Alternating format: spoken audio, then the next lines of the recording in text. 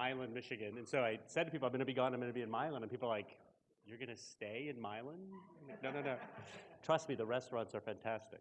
So what I want to do today is I want to put together some Lego pieces, which are sort of three different projects. So one project is with Ryan Muldoon, who's a political philosopher. And he and I are undertaking this sort of little experiment where we're doing what we're calling kind of like 17-dimensional political economy. Sort of standard political economy is this trade-off between equity and efficiency. And we're sort of saying, what if you took the UN Sustainable Development Goals seriously? How would you actually think about doing policy in 17 dimensions, right? It's not easy. The second project is a project with Jenna Bednar, who's my wife, on thinking about ensembles of institutions. So I was trained as a mechanism design person where you sort of think about, okay, let's think about how this institution performs as opposed to thinking about society existing of this constellation, this ensemble of institutions, and how does the entire ensemble perform. And so you've got this kind of complex world in which this ensemble of institutions interacts, and then underneath all that are all these kind of people and firms and organizations and nonprofits interacting. And so what you've got is you've got this external complexity sitting out there, which is the world. You've got this internal complexity, which is going on among people and inside our heads. And you've got institutions kind of as the fulcrum between these two things. And so that's the space I want to play with. So if you've seen me give a talk before, there's 117 slides, so it'll go very fast. Assuming they advance, which is not happening. Maybe it'll go very slow. Oops, Flaminio, what happened here? We lost.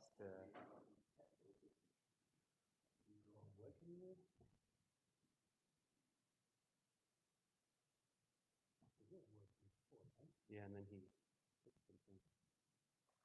Connect? Yep.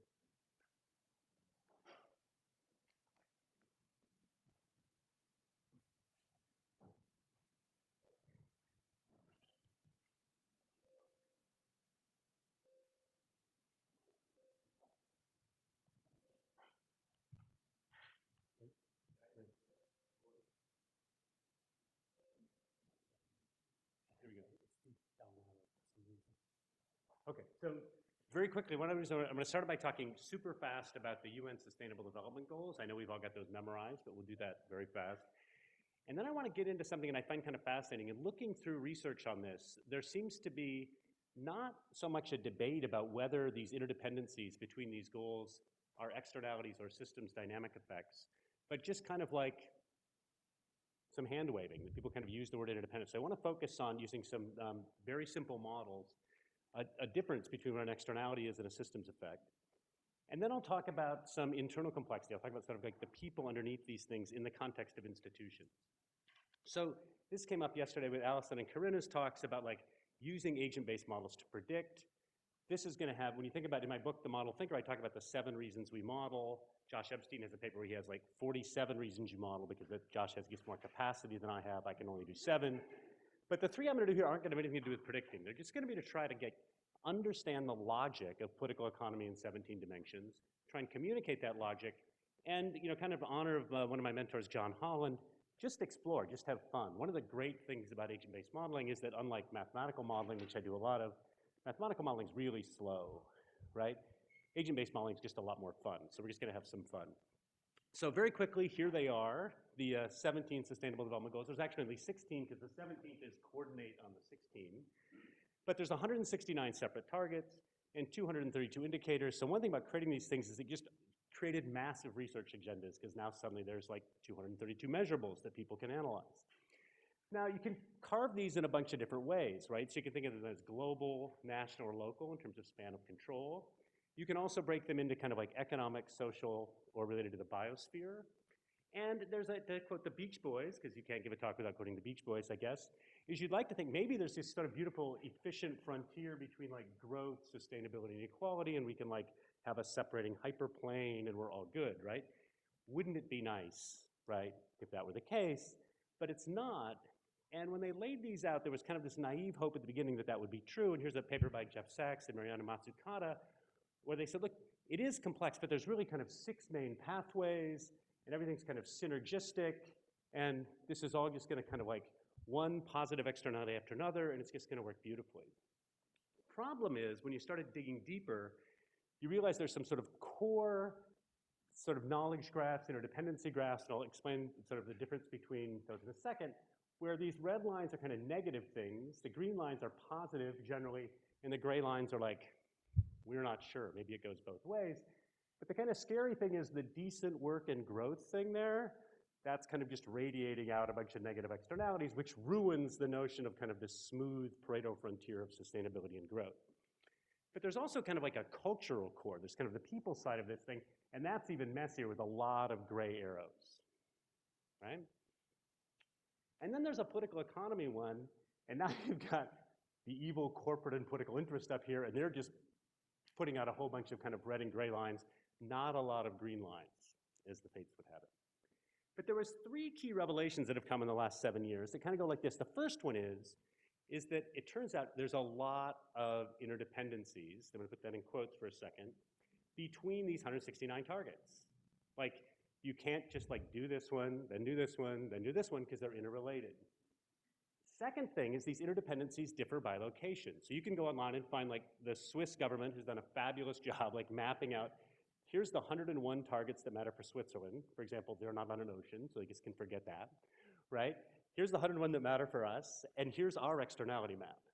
And then Iran has, here's the ones that matter for Iran, here's our externality map. So every country has a different map between these 169 targets.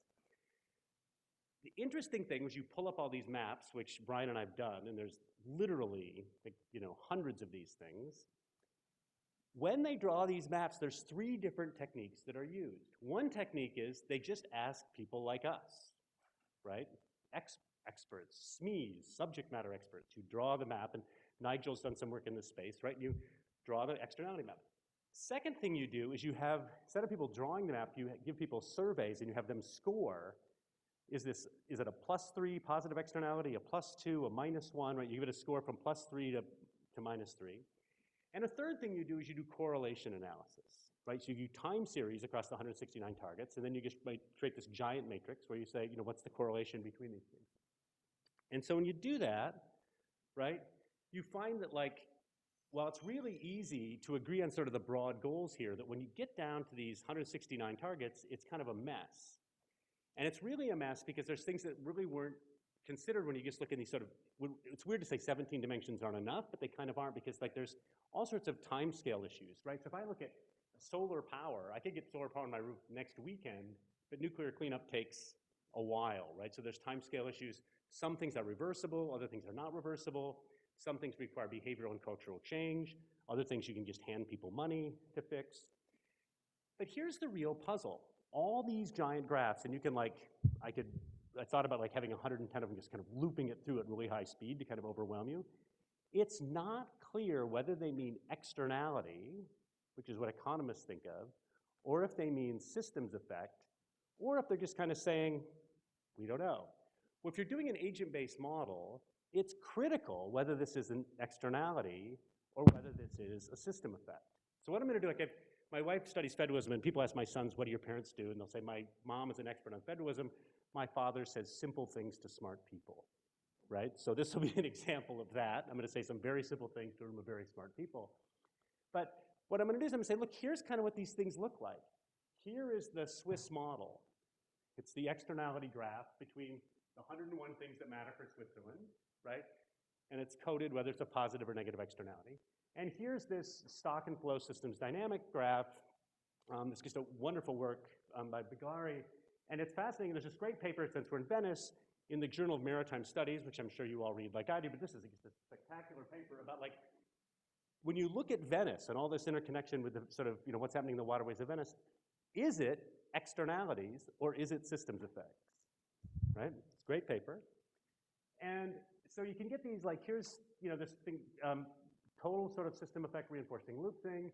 Here is, we just look for the biggest correlation, and the biggest correlation happens, the biggest synergy is between sustainable cities and climate action. The biggest trade-offs, of course, are between work and responsible consumption. No surprise, right?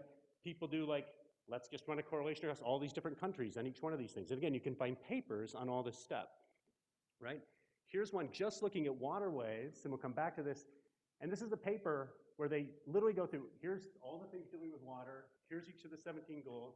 Here's these little charts saying whether it's negative, positive, how big it is, what the experts think. The word externality never shows up in this paper. The word systems effects never shows up in this paper. So I don't know what these are, right?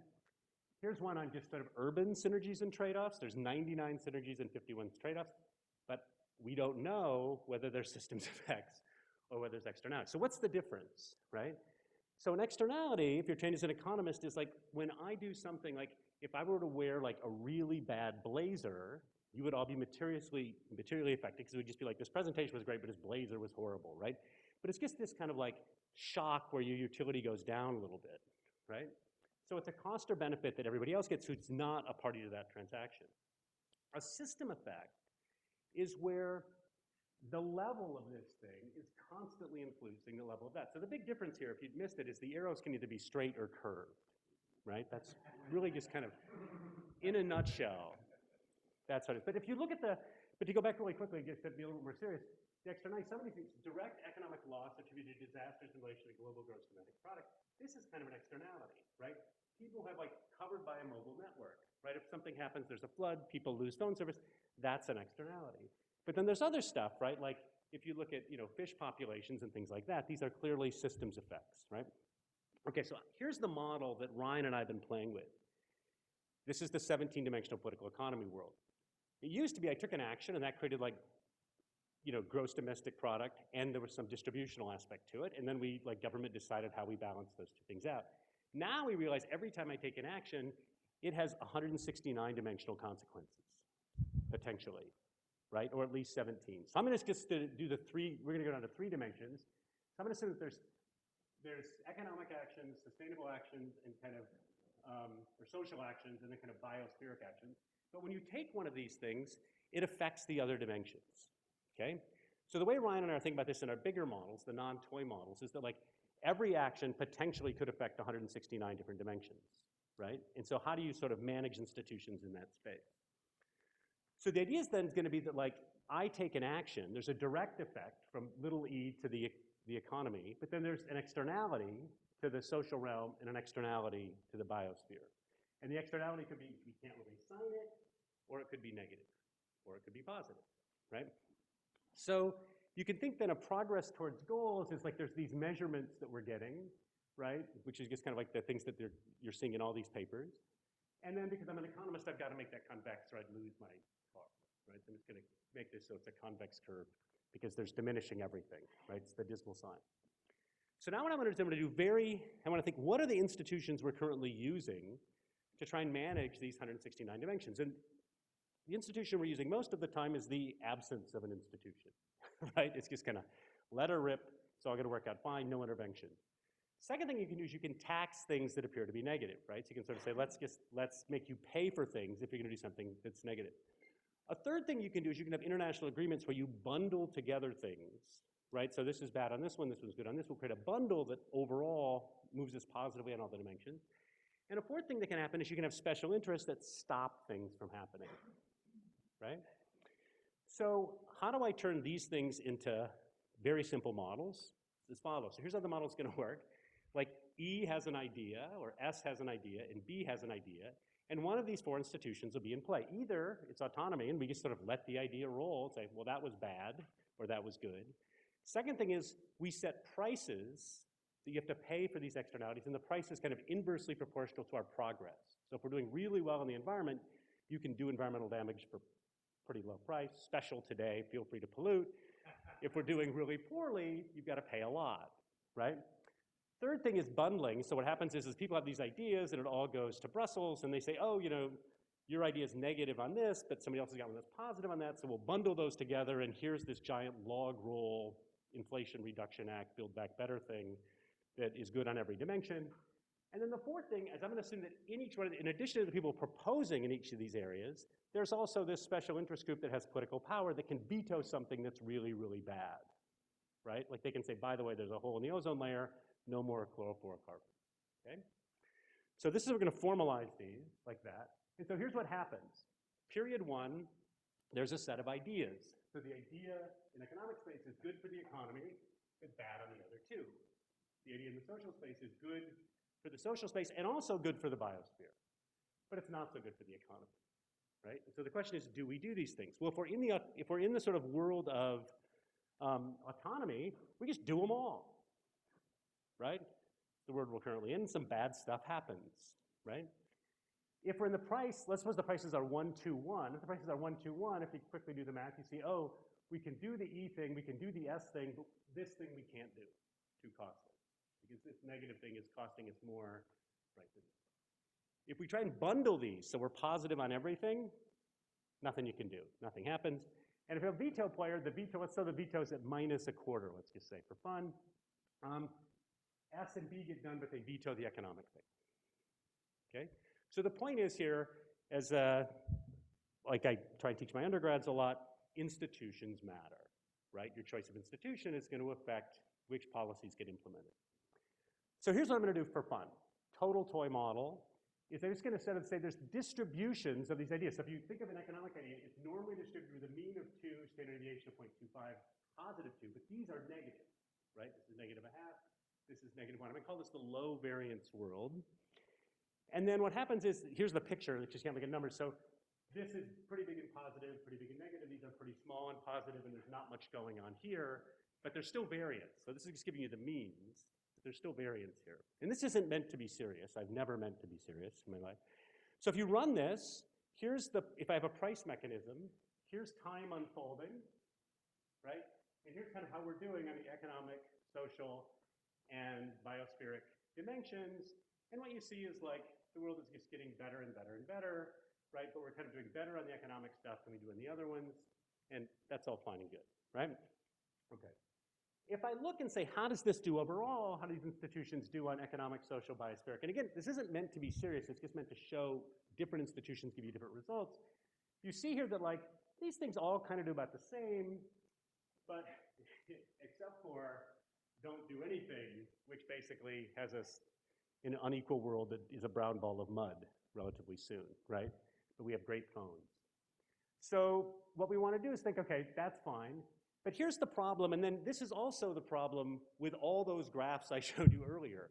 They're all, to quote Bob Seeger, looking backward, right?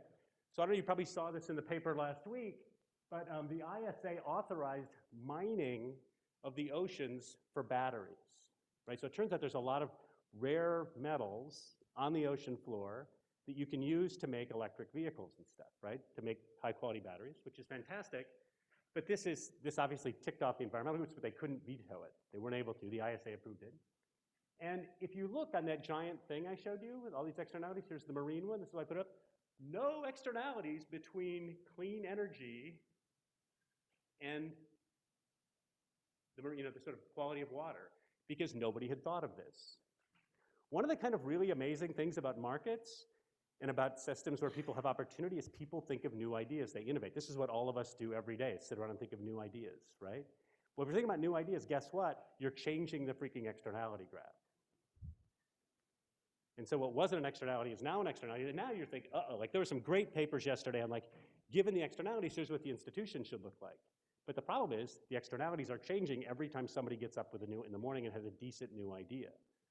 So here's also Sachs and Montecano's statistics. There's not even a line here between clean energy for cars and the oceans because there wasn't a line there, okay? So how do you do this then? If everybody's looking backwards, well, it turns out you can do a really quick sheet and I can just ramp up the variance in my model. Because if I ramp up the variance, that just means suddenly like, it used to be like there was very little chance the economy would have a really negative effect on the biosphere, but now there is. Or there's very little chance that like something social would have a really negative effect on the economy. Now there could be. So I'm just going to add noise, right? So now I'm just ramping up these things and to show you, and then what happens here is I get this graph. Well, this doesn't mean much because I'm throwing a lot of slides up. How does this differ from this? And the answer is not much. I just add a little noise. I got a little noise. No big deal. We're good. But let's go back to the main plot. That was the externality. That was like my economist hat. Now I'll switch out of these like fancy, Piccolino shoes and put on some Birkenstocks, and I'll pretend I'm an environmental modeler, and we'll do the systems effects approach, right? So how do I do this? Well, now what I do is I say, like, the level here, whether it's above or below some baseline or something, is going to affect the level there. And so how different maybe society is from the biosphere is going to affect this. So we can ignore for a second kind of what, just throwing in basic systems effects, right? So I'm going to have the same idea distribution. Ideas are generated in the same way as before, but now there's these system feedback effects. So now I can do the same thing. Here's the veto world, and here I've got relatively strong system effects. And what you see is the system effects, it's like the Godfather, they keep pulling you back, right? You're trying to do this stuff, but like we're not getting the kind of wonderful thing economists did, because the externalities, it's just like there's a general drift positive, and externality is just like a plus delta 2, plus delta 3. If the drift is positive, everything's great. But with the systems effects, things keep getting pulled back. Now, this is the veto thing. If I do bundling, you see that like, if there's a lot, if you do bundling, you see like the systems effects totally dominate, and you sort of like start going downhill over time because the economy does a little bit better, but then that's pulling everything else down. So here's what happened when you do the system effects model, and it looks quite different than the economic model. Again, you see autonomy is the road to ruin, so that's nice. But bundling doesn't work very well. Pricing tends to help the economy, hurting the other two things, and veto seems to work reasonably well. Well, I can do the same thing with high variance here, but now this is kind of interesting. So let's compare externalities, low variance to high variance, look about the same, right? Systems effect, low variance to high variance, there's actually huge differences in the sense that bundling suddenly starts to work when you have higher variance, right, in the systems effect model. And veto tends to be, starts working relatively better, but the weird thing here is, again, I don't want to take this too seriously, but I just want to make the point that like, it makes a difference whether you think of these 169 by 169 matrices as representing externalities or representing systems effects, and which institutions you choose is going to make a big difference across the two things. Now to play this out another way, let's think of the strength of these veto players, right? So what can they stop? So here they're being super strict. Anything that's at all negative, right, with respect to the biosphere, they can stop it. And here they can only stop things that are worse than -1. So if you look at this, and what happens is if you stop everything, you're stopping too much stuff. It's a veto player, so not much is happening. So being a little bit loose actually helps everyone in the externality case, because you're letting stuff kind of get through. But if you're too weak, you get this, it starts feeling like autonomy world, right? Where like, we get economic growth, but we destroy the biosphere. Here's what happens in the systems effects world, right? You get this really weird thing that like there's a much narrower sweet spot. It turns out the veto players have too much power. They completely shut everything down, right? Because you get this kind of, you get stuck in this like really bad cycle where there's no economic growth and then nothing, and sort of nothing is happening. And the negative feedback pull you back. And if they get too weak, things get much worse. And again, you'd sort of expect this, but the point I want to make is that like it really matters how you model this. Now, just to show you, like, what if I change the distribution? So this is a different distribution. I make the externality, I make the sort of direct effects bigger, right? Make the externalities a little bit bigger, make these positive effects different. And, you see similar sorts of pictures, right? But again, right, in this new one, in the systems case, right, here, suddenly veto looks very different because I've got more externalities. Veto does, relatively speaking, much better than it did in the previous case. Again, I don't want to take this too seriously. I just want to get across this point that the institution is going to depend on what the environment looks like. So when I think about this, and I look back at the stuff that Sachs and other people were writing early on in this, their sort of notion of these synergy pathways were entirely based on like the Ford F-150 Lightning or something like, it's just technology is going to solve this, right? As opposed to thinking like these institutions are going to matter a lot in terms of our ability to do these things, let alone the feedbacks into sort of what incentives are they creating for people to come up with new ideas. So one of the things we know is state capacity matters a great deal, right? So it's not the size of government so much that matters. This is a regression where making government smaller. Making government smaller or bigger doesn't help them much. Making governments better matters a lot. And so now I want to turn to this kind of internal complexity and ask, if I think about the efficacy of institutions, how does that affect the internal complexity, and how does that affect how well things work? And here I want to go into the stuff with Jenna. And I think as every academic, one of the things you want to do is like show your advisor was wrong, right? And that was difficult for me because my advisors won the Nobel Prize. So they, and they were right? So I'm not going to show they were wrong, but I'm going to show they were narrow. Let me put it this way. So what they did, what Leo Hurwitz did, is he said, look, there's an environment out there, and we have a philosopher sit around and say, we have this social choice correspondence, a social welfare function, F, and that tells us what we want to have happen. It's the world we want to be true. And what we do is we have institutions, and these institutions give us outcome functions, like, there's just set of prices, given the prices, this is how we'll allocate things. It's a democracy, we're going to vote, this is what decisions will be. And given the outcome function and given the institution, there'll be some behavior here, right? And economists assume that behavior is, used to think it was rational, now we think it's a little bit more behavioral. But so what happens is like you think, okay, we construct an institution which has an outcome function, people behave, and what we'd like is we'd like this diagram to commute, right? So we'd like it to be the case that if I take this path along the bottom, I get the thing that the philosophers would want to have happen. And this is known as implementing a social welfare function, right? So this is sometimes called implementation theory or mechanism design theory. But here's the thing.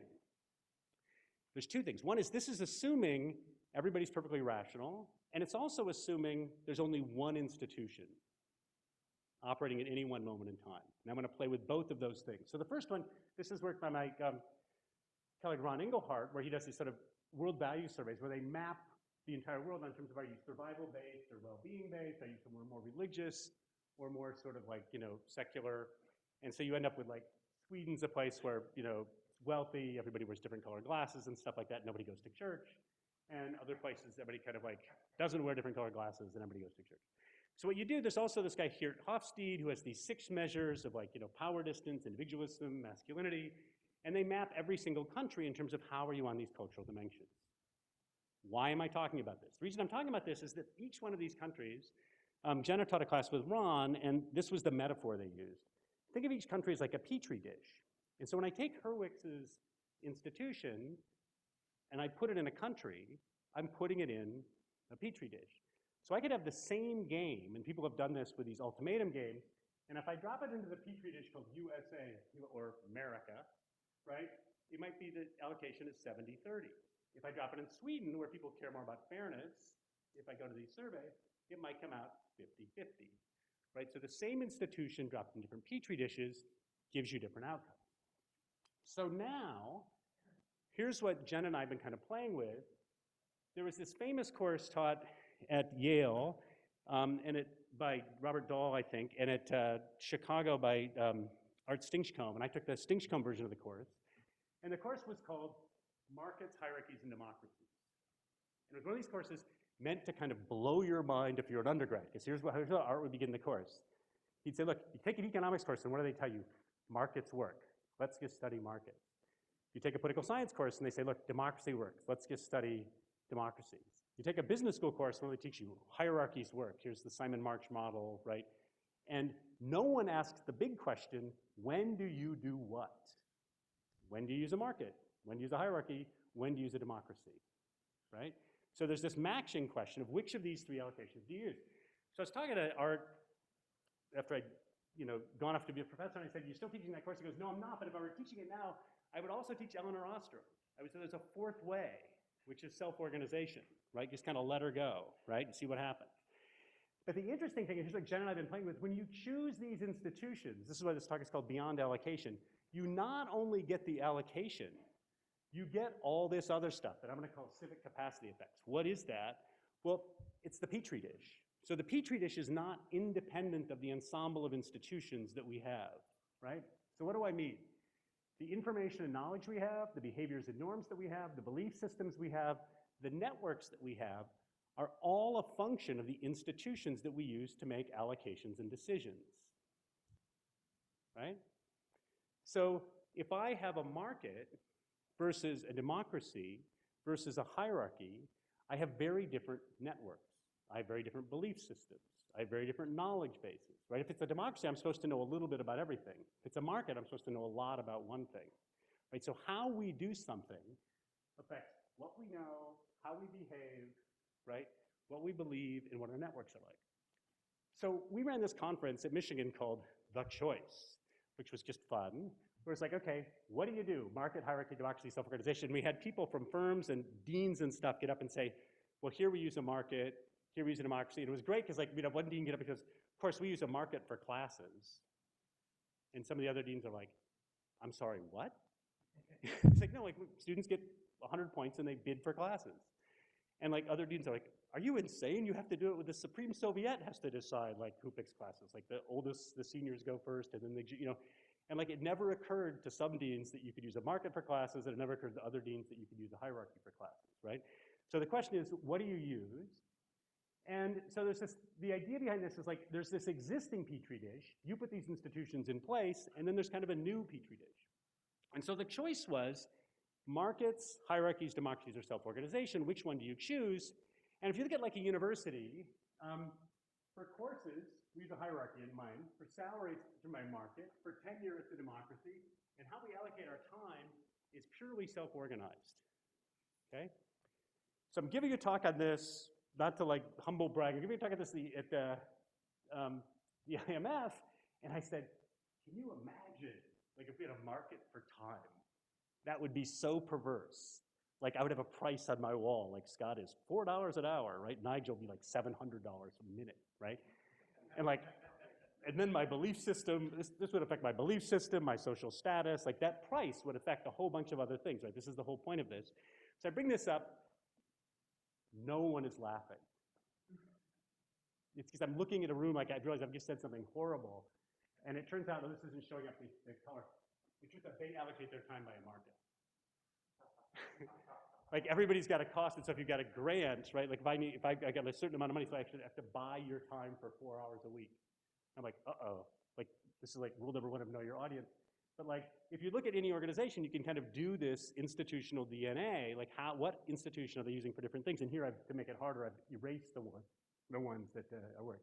So here's a way you can think of a simple model like this. You could say, okay, there's some situation where we have to make a decision or allocate things, and we've got choices, markets, hierarchies, democracies, or self-organization, and each one of those would give us like some sort of value. So in this case, you think, okay, markets make the most sense, right? And this is kind of what the whole mechanism design literature should be. You'd sort of say, how can we design the best possible institution?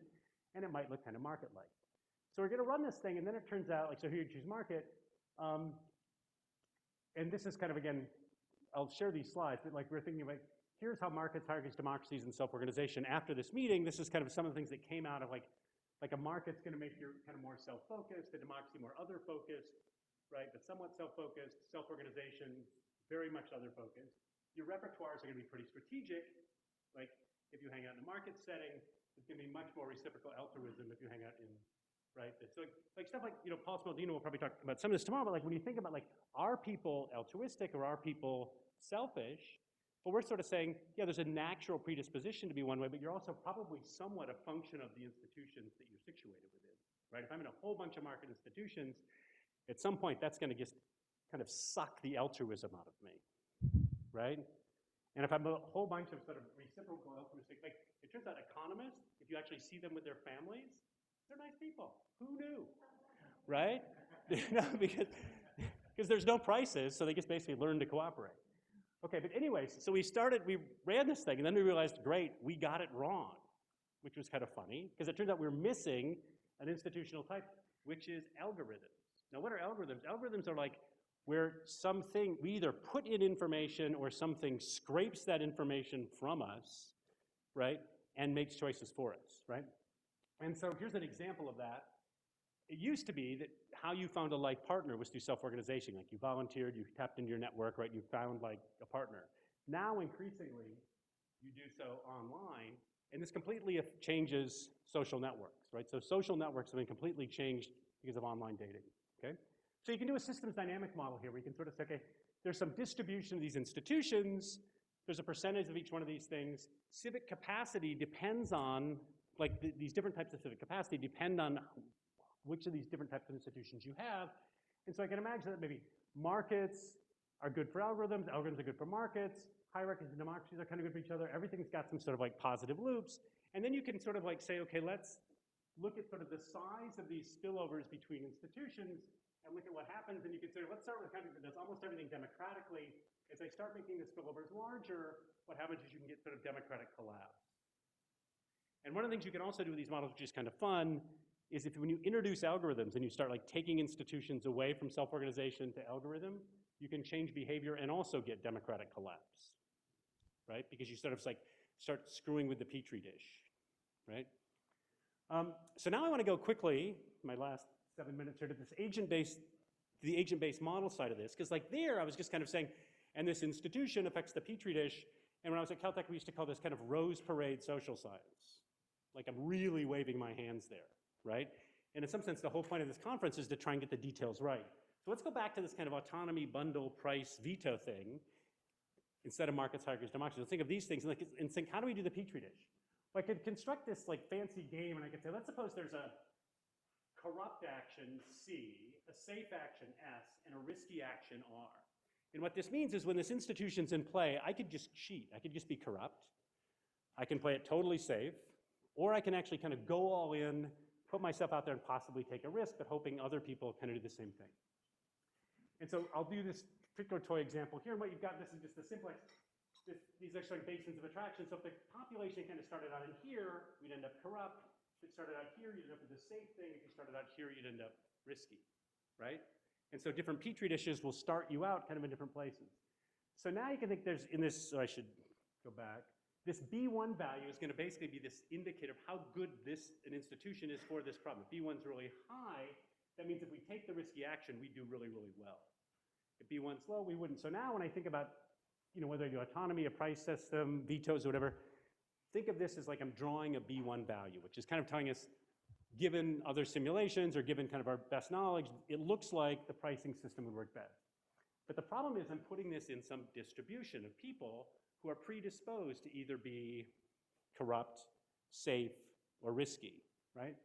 So where does this distribution come from, right? Well, if I thought of it from a representative agent thing, I could say, well, if I'm here, I would be safe, and if I move the system here, I'd get the better outcome, be risky. But the thing is, what you really want to think about, though, is that there's a whole population in here, and it's not just the mean that matters, but also the variance of that distribution matters a lot in terms. So when we draw these pictures of like basins of attraction with a ball going to the bottom of a hill, that's simplifying. What's really going on is there's this cloud that's kind of moving around, right? And how spread out the cloud is turns out to matter as well as the midpoint of the cloud. So then how can you link all this stuff? And this is what's so cool about agent-based modeling. You can do the following. You can say, okay, here's a cultural attribute. I'm just going to have 3 here. Risk-taking, other regarding, and trust. And for those of you who are more pictorial, I'm going to make the size of this thing. So this giant hat means that they're big on risk-taking. This small O means they're very small on other regarding. And this person's very other regarding and not very risk-taking, right? It also looks like the jack-in-the-box guy for some reason. Okay. And so you can imagine this is what somebody looks like in terms of these sort of cultural variables. And then I could map that then to, if you're someone who's like very other regarding, a little bit risk-taking, high trusting, you're probably going to end up maybe over here. If you're this person who's, very risk-taking, you're going to end up more towards risk. And so, but the thing is, depending on the institution, so for a price mechanism, these people may be here. For veto, right, these people they may move this way. What am I doing here? This person is really risk-taking. In the veto case, they may say, I'm going to be corrupt. Right? Okay. So what you get then is that the outcomes, then when I get an outcome, suppose the outcome is corrupt, in the price system, I'm going to be less likely then to take risks or to trust, but if the outcome is really good, I may be more likely. So now what I'm going to do is the outcomes, it's very slowly, outcomes are going to map to these cultural characteristics, and the cultural characteristics map to then your kind of initial points in the system. And so then this is kind of like a couple sample runs. So this is risk-taking on this axis, other regarding on that one. And so what you see in this case, you end up with this world where everybody's high trust, high other regarding, they're kind of in the middle in risk-taking, and as a result, we end up choosing this bundling type of institution. Over here, we end up with people who are much more risk-taking, and we end up with more sort of price systems and vetoes.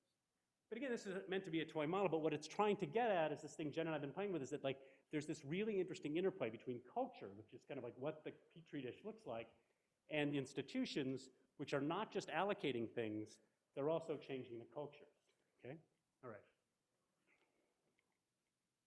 So let me just stop there with the sort of following discussion points. So the first thing is, it's amazing work, and it's like my mom would have said, the Lord's work, to compute one of these 169 by 169 matrices. Holy cow. I mean, it's incredible. But we sort of need to know whether these are system effects or externalities. I think it fundamentally matters. And I think it's a mix. And I think the institution that's best is going to be a function of what those things are. there's a deeper question. Once you construct these things, and Nigel probably has better answers to this, so address your questions to him. What do we do once we've created those giant maps, right? The other thing is that like the external complexity, now that we are doing 17-dimensional political economy, I actually think then obliges much more internal complexity in terms of like what the individual actors are like. Institutions clearly matter, culture matters, but we can't think of these as independent. And so when you think of these sustainable development goals, or if you even just think of sort of a simpler sort of 3-dimensional ESG sort of framework, I think you really have to be, again, this sort of classic think globally, act locally. I think because the externality within the system of externalities and systems effects are so different and the cultures are so different, I think institutional choices have to depend on the particular place, right? That's sort of a simple takeaway. And so what I will predict, so there is some prediction here, is that I think that there's a lot of space here for agent-based modelers to go deep on these 169 by 169 matrices and just really think in a foundational way of, given the structure of the externalities, what might the ensemble of institutions look like? All right, let me stop there. Thank you.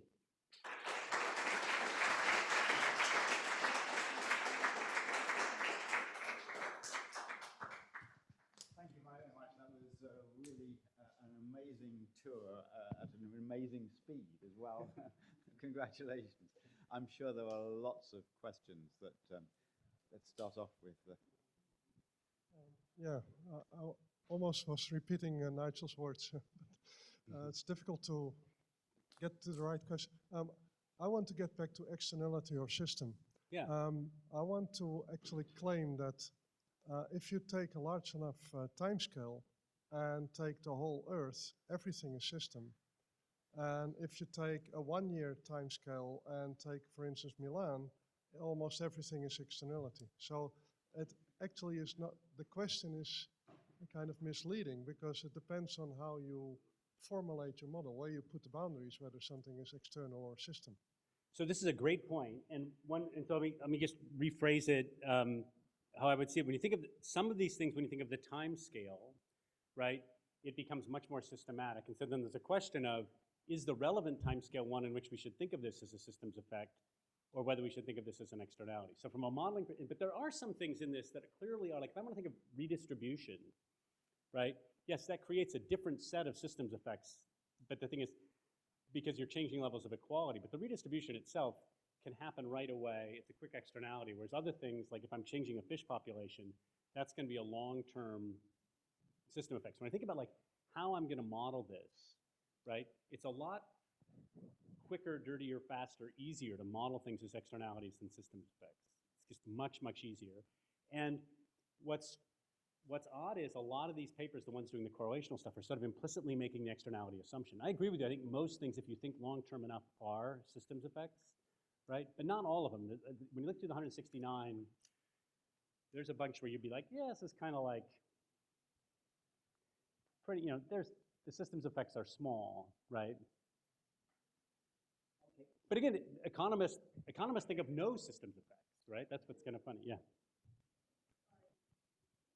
Dawn, hey. So there's at least 2 economists in the room who think of systems effects, and I'm dusting off my econ PhD, which is almost as dusty as yours. I think I want to follow up on this point that externalities can be part of system effects. If a forester, I don't really understand how there could be a distinction.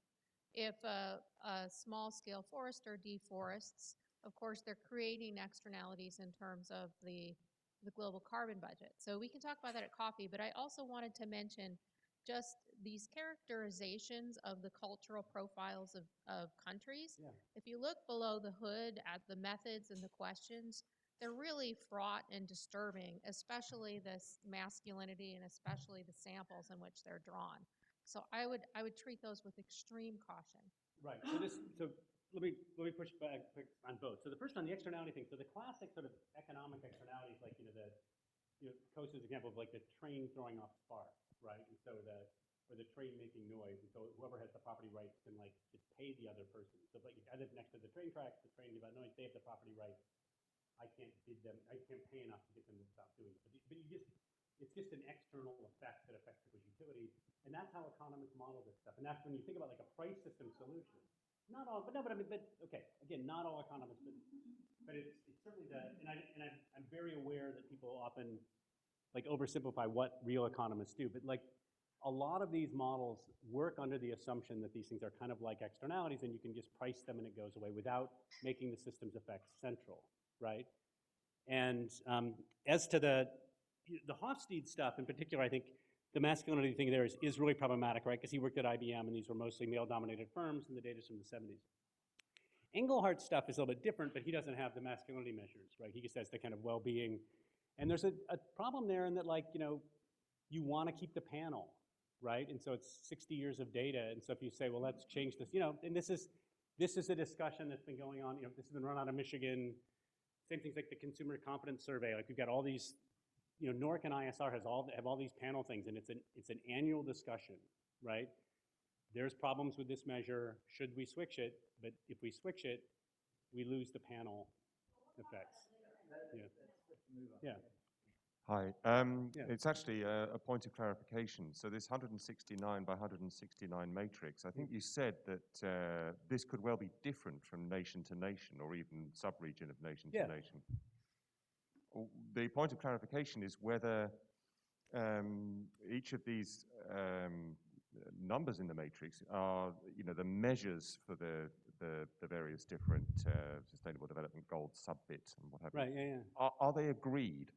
Does everyone agree how these things could be measured and should be measured? And is that global?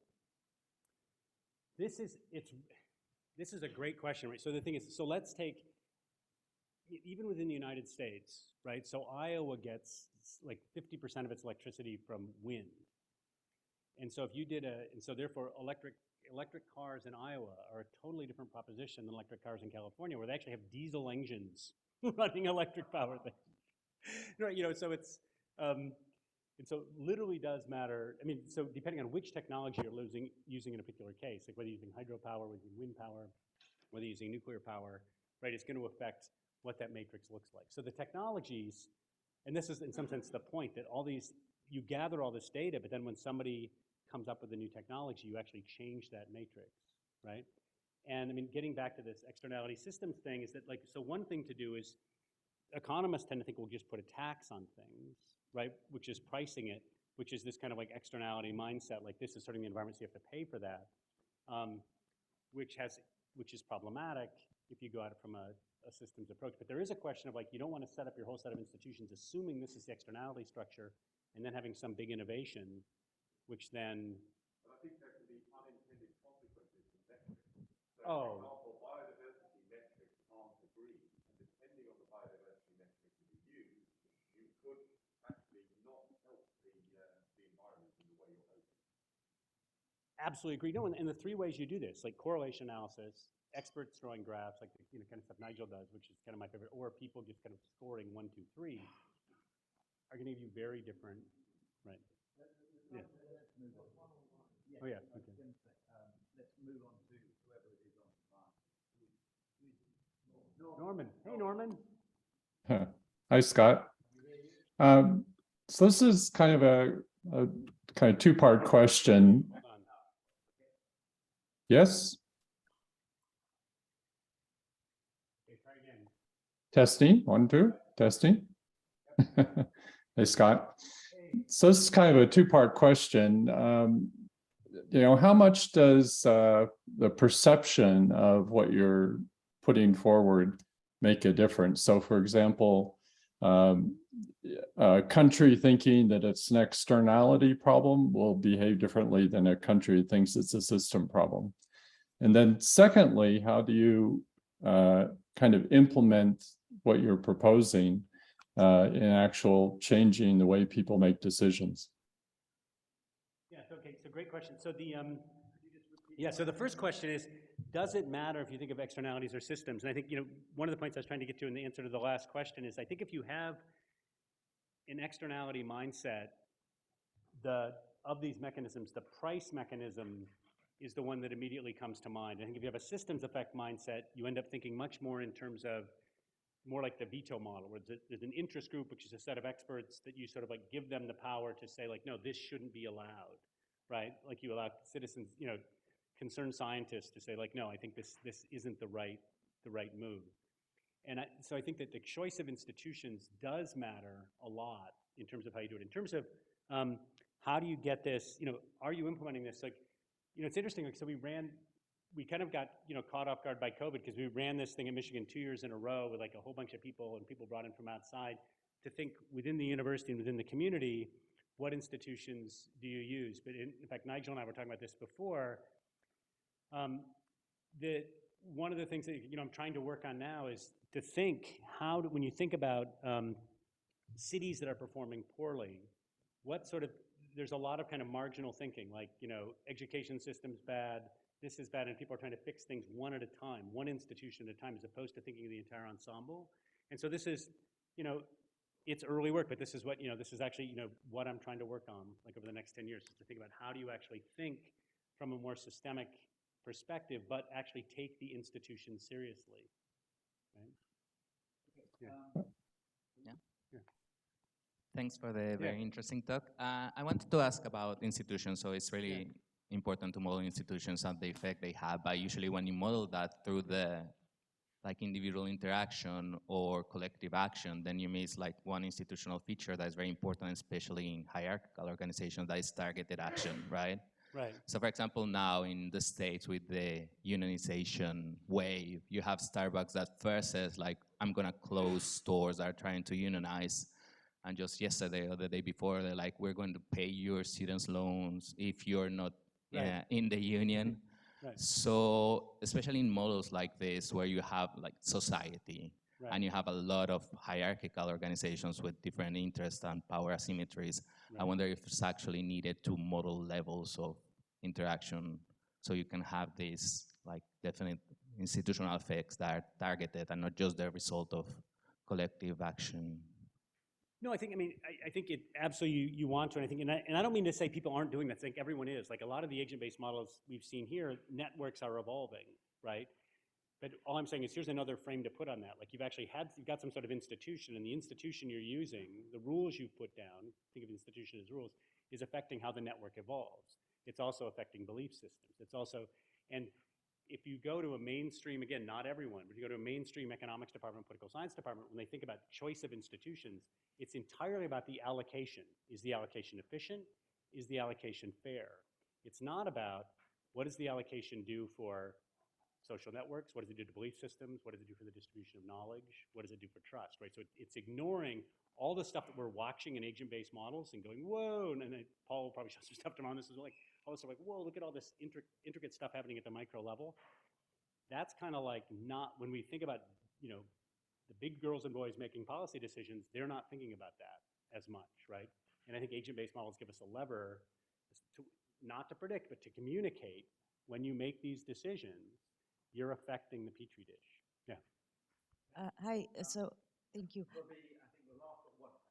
Thank you. I'll try and make it quick. So thank you for a wonderful presentation. I was wondering, you made this distinction between externalities and systemic effects, and when I think about these actions, it's actually quite complex to me. Is it possible that it can be both? Yeah. And if it is, how would that change your analysis? So I think systems effects are both externalities and system effects, and like you change, you're having a shock that then changes the level, and then the level feeds back into the system. So the fundamental difference I see it is this: is that it's a blurry line, right? It's one of these philosophical things like when is it a pile of sand, right? When is it an externality? When is it a systems effects? And this depends again on how long you look. But I'm doing this from a purely modeling perspective. From a modeling perspective, an externality is just like somebody not party to a decision, or some variable not part of that part of the decision has a shock that affects its value. So there's just some plus epsilon that goes to some pile that wasn't involved, right? So when I teach this to undergrads, I say like, if you and I trade a couch for a chair, somebody who's not party to that transaction doesn't care.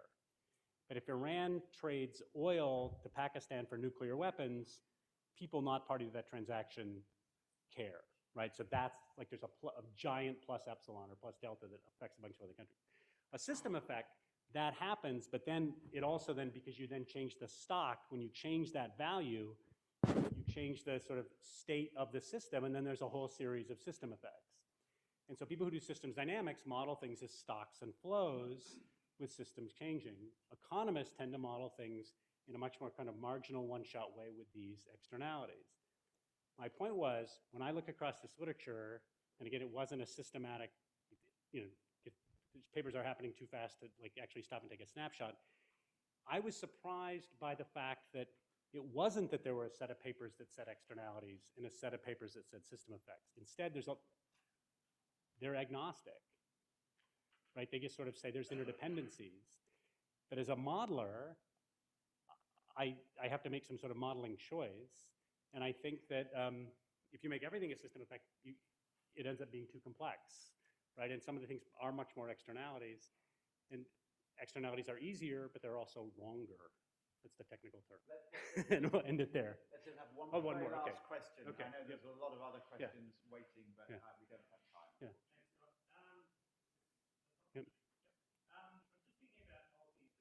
Yeah.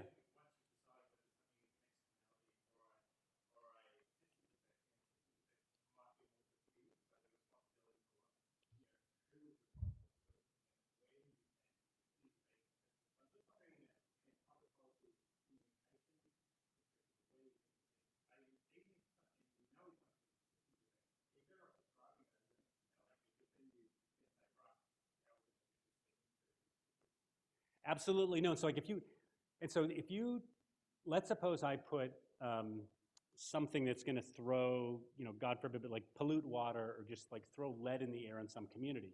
That's clearly a system effect. It's going to affect health, which is going to affect, like lead in the water affects crime, it affects school performance, all this stuff. Massive system effect. But if I say that's an externality, I can then just say, yeah, we're putting this thing in here that's going to put lead in your water. Here's $50. And we're done. And we walk away, right? So it's absolutely much more convenient to think of to ignore the systems effects, right? And just buy your way and price it. Thank you very much indeed. That was a great answer and a great talk. So Thank you.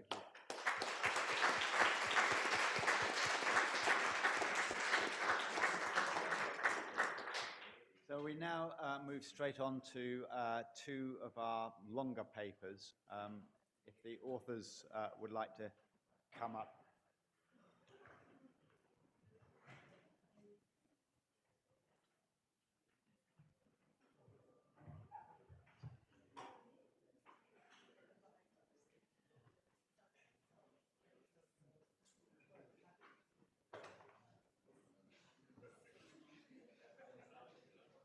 Were you able to pass the presentation? I was not.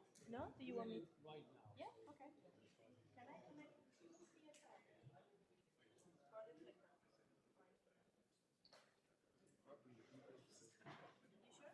It doesn't have a pointer? Because I brought my own just in case.